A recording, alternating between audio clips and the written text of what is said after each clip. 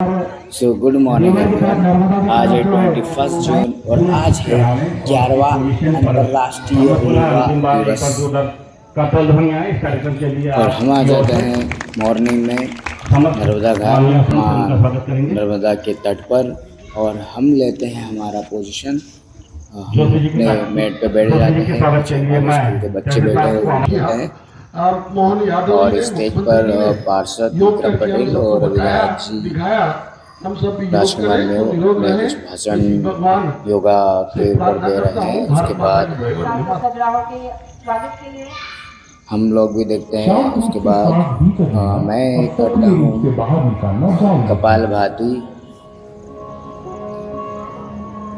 कपालभाति में आपको गहरी सांस लेना है और गहरी सांस छोड़ना है। इसको स्पीड से करना है। इसको कम से कम आपको 5 से 7 बार करना है, कम से कम मिनिमम।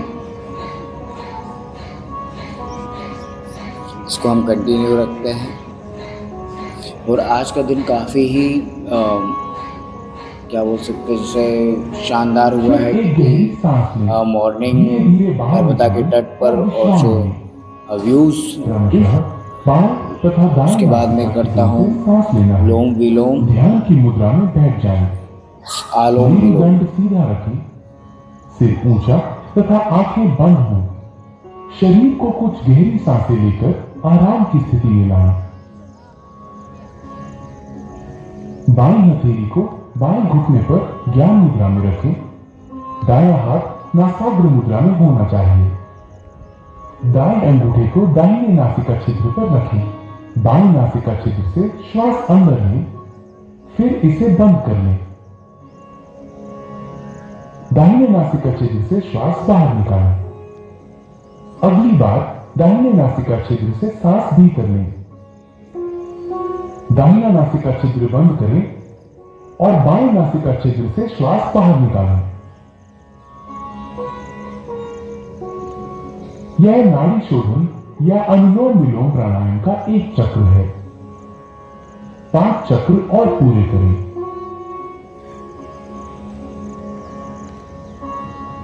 जो अनुलोम विलोम प्राणायाम प्रारंभ करने वाले नए लोग हैं, उनके लिए श्वास अंदर खींचने और बाहर करने का समय समान होना चाहिए। धीरे धीरे इनके समय का अनुपात बढ़ाकर 1:2 करना चाहिए। सांस धीमी, स्थिर तथा नियंत्रित होनी चाहिए। इस प्राणायाम का उद्देश्य ऊर्जा के सभी प्रमुख मार्गों को शुद्ध करना है। ये पूरे शरीर को पोषित करता है। ये चित्त को शांत करता है और एकाग्रता बढ़ाने में सहायता देता है। ये प्राण शक्ति बढ़ाता है और तनाव तथा व्यग्रता के स्तर को कम करता है। ये कफ संबंधी दोषों का भी निवारण करता है।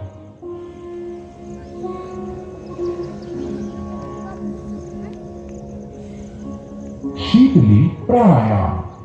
शीत का अर्थ है ठंडा। यह प्राणायाम साधक के चित्त को शांत करता है और मन की व्याग्रता को दूर करता है।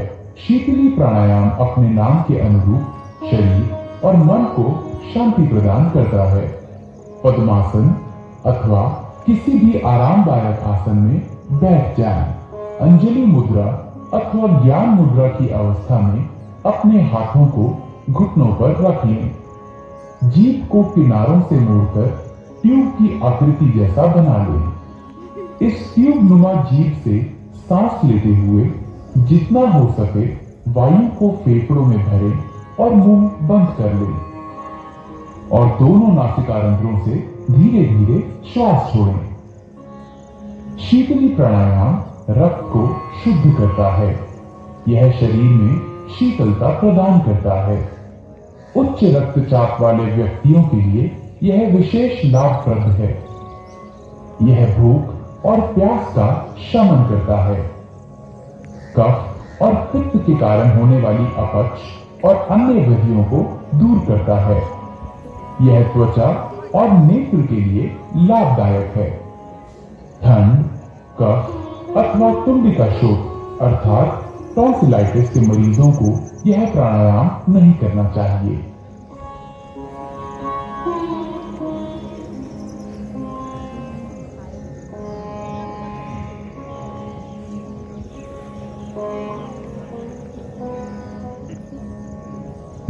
प्राणायाम।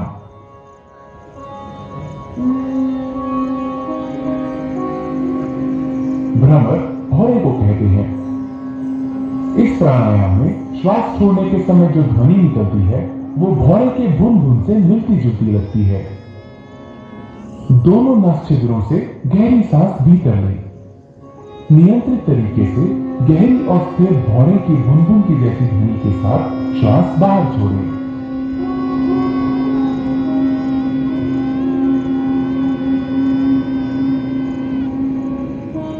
यह भ्रामरी प्राणायाम का एक चक्र है। 2 बार और दोहराएं।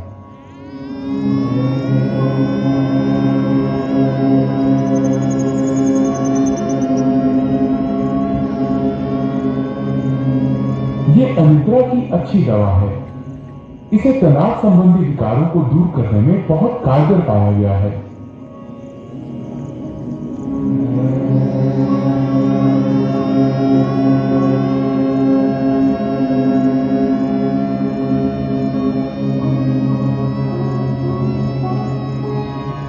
अब भ्रामरी को षण्मुखी मुद्रा में करें।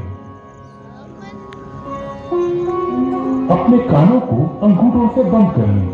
अब तर्जनी को अपनी आंख पर, मध्यमा को नासापुटों पर तथा अनामिका और कनिष्ठिका उंगलियों को अपने होठों पर रखें। अपनी नाक खोलें और दोनों छिद्रों से श्वास भीतर लें। नियंत्रित गति से धीरे धीरे भौरे की बुनबुन सी आवाज करते हुए श्वास छोड़ें।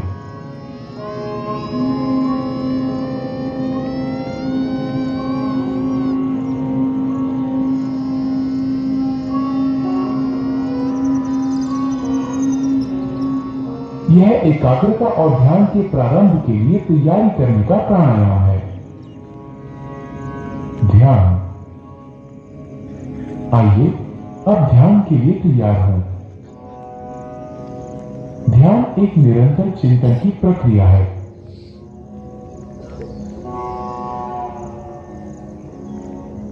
ध्यान की किसी भी मुद्रा में बैठें।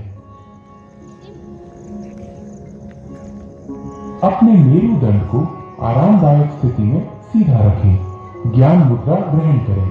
अपनी हथेलियों को जांघों पर ऊपर की तरफ को रखें। भुजाएं और कंधे ढीले और आराम की स्थिति में होने चाहिए। अपनी आंखें बंद कर लें और चेहरे को हल्का सा ऊपर उठाकर बैठ जाएं।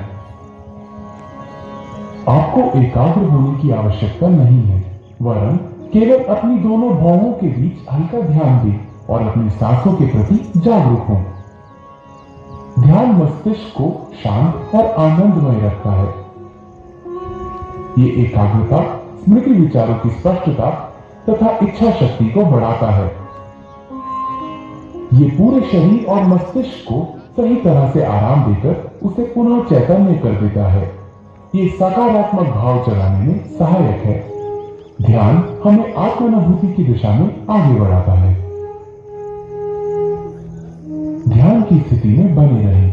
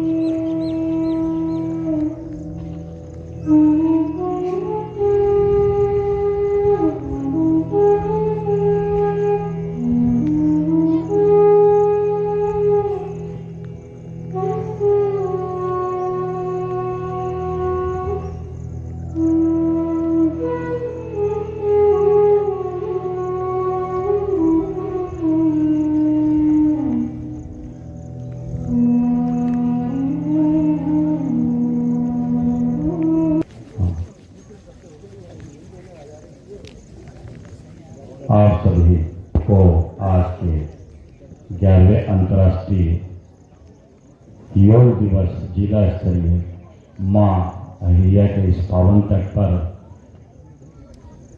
आप सभी यथार्थ रूप से इसके अक्षुण्ण भागीदारी बने। आप समस्त को मन से बहुत बहुत साधुवाद धन्यवाद अर्पित करता हूँ कि आप इस प्रमुख कार्यक्रम का हिस्सा रहे और योग को आपके जीवन में इसी प्रकार नित्य प्रति करते रहें, स्वस्थ रहें। अभी कार्यक्रम एक अंतिम पड़ाव पर है। मेरा सारा सभी से अनुरोध है कि वे अपनी जगह पर ही खड़े रहेंगे।